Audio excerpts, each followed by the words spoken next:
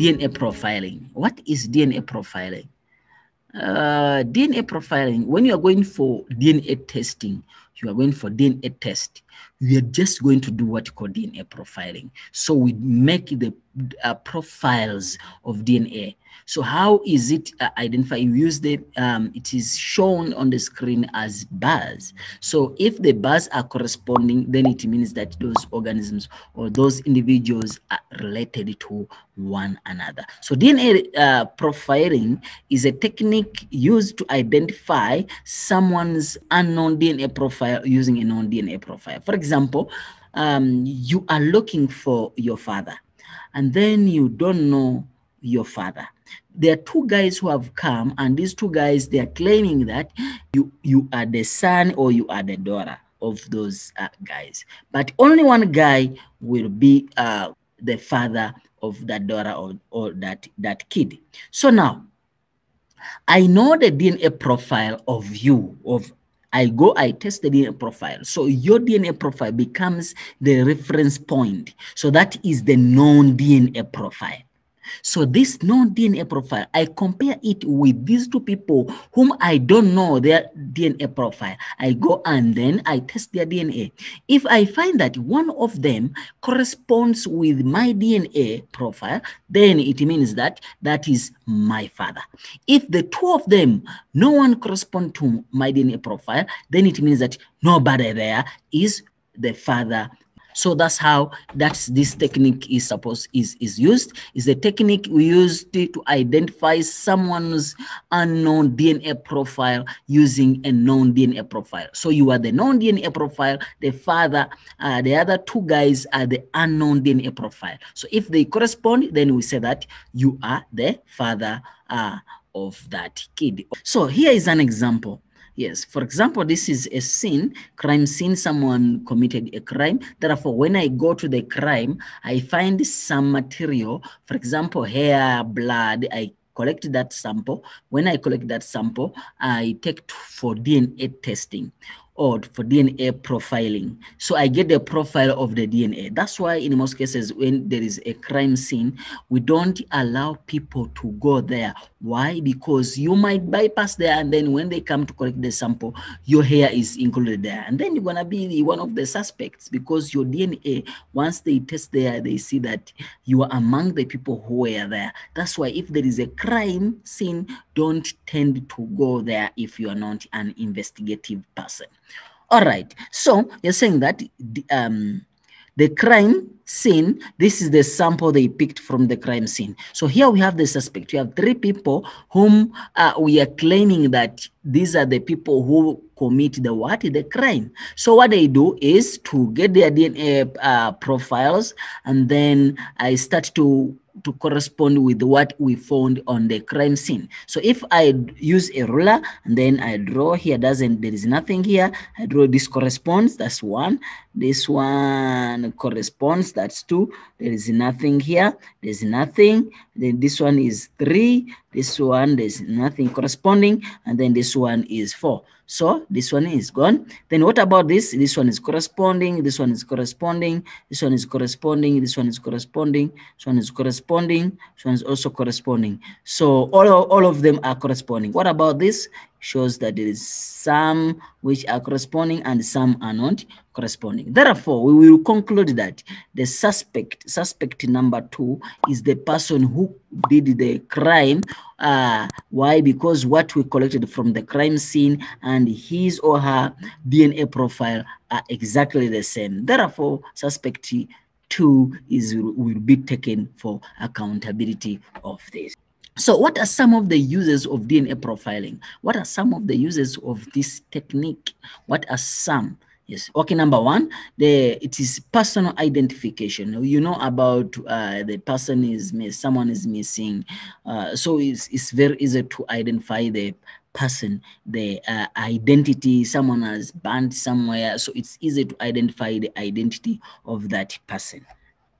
Then number 2, paternity and maternity. Maybe your mother, you don't know your mother, and there are 2 ladies who are claiming that you are the mother. They are the mother, so or father. we can use this technique to identify the actual parents of this. How is this one possible for mother? Maybe in the hospital, and they have swapped the kids. You know, when the kids are just born, in most cases they don't tend to resemble their parents, but as they grow on, they turn to resemble their parents. So by that time, still we can do what? We can find the parents there.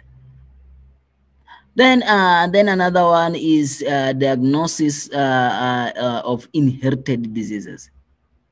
Diagnosis of the inherited diseases. There are some diseases which can be diagnosed using DNA replication to know actually that this is the disease you have using DNA. Using DNA profiling. So diagnosis of inherited disease, and sometimes we can even find a cure for those diseases. Then another one is criminal identification. Criminal identification, for example, this on the crime scene, they go take the samples which are there, and then they compare to the person they are suspecting, and then we find the person who they did the crime. Then forensics, maybe someone is burned still, maybe in an accident, you can't find anything, so we can still use DNA even if it is 20 years. As long as I get any remain of you, still we can find the DNA from there, and then we can correspond it to. Then they are saying that identifying suitable organ donor. It's not easy to find the organ donor. So you have to first see that if the DNA profile of you and the person you are giving the organ is compatible or is almost the same, or otherwise the organ will be rejected by that person's body. So what we do is to first identify to see the correlation between you and the person who is going to receive the organ. And then once these they are compatible, then they transfer the organ from one person to another. Then what are some of the disadvantages of this technique? Number one, it is expensive. Not everybody can achieve or can afford to do this. Not everybody. So it is very expensive. So it requires people who are, yes, well off. Then number two, human errors. Some people imagine someone is drunk, maybe a bear is drunk and then go back and then is trying to analyze. Definitely is going to have some errors. Even if it is not that, still when you're analyzing, you can have some, you are not 100% correct. There are some errors which are developed there. Yes, that's why we increase the sample size, and then also we repeat the experiment so that you increase the reliability, so that you increase the sample size. So it means that you have to be with a lot, and then you have to repeat this technique so that you are sure that what you got is exactly even what another person is gonna get. Then we shall say that maybe the human errors have been minimized. Not all hospitals have necessary requirement to carry out this DNA profiling, just like schools. But look at the schools, you'll find out that some schools, they have better equipments, they have almost everything students need to learn. But other schools, they are struggling. Whether they are government schools or where they are private schools, you will find them that they have different categories or different degrees. What about now hospitals? Still, some hospitals are well off. They can have these techniques to be supported. Others, they don't. Others, they have equipments, but they don't have the chemicals they use for this to happen. So you see that some hospitals, they don't have necessary requirements to carry out this DNA profiling. So then it is possible to plant DNA at a crime scene, giving false evidence. Yes, it is possible. If someone wants to frame you, then automatically can be planted, and then it means that this is not a good idea of DNA profiling. So innocent people or persons, DNA might be at this crime scene, at the scene or crime scene, even though they had nothing to do with the crime. That's why I say that you are just passing, and then your hair drops, and then when you're collecting the sample, then they also take your hair, then you're innocent. But because the DNA profile is showing that it's you who was there by the time the crime was committed, then automatically you're gonna be among the people who are suspects. So and that's why we are saying that, yeah, DNA profile has some disadvantages.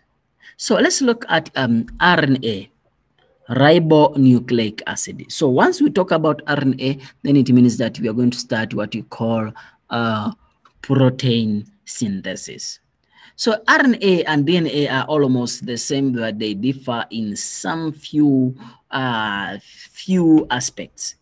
Why am I saying they're same? Because both of them, they are nucleic acids. There's 3 types of RNA based on the function they do. So there are 3 types of DNA based on the location. But RNA, there are 3, but these ones, they are based on the function they are doing. So number 1, we have messenger RNA. As you hear the word, it is a messenger responsible for carrying genetic information that is transcribed from DNA. So it carries it from DNA and then takes it to cytoplasm or to the ribosome so that protein synthesis can be made.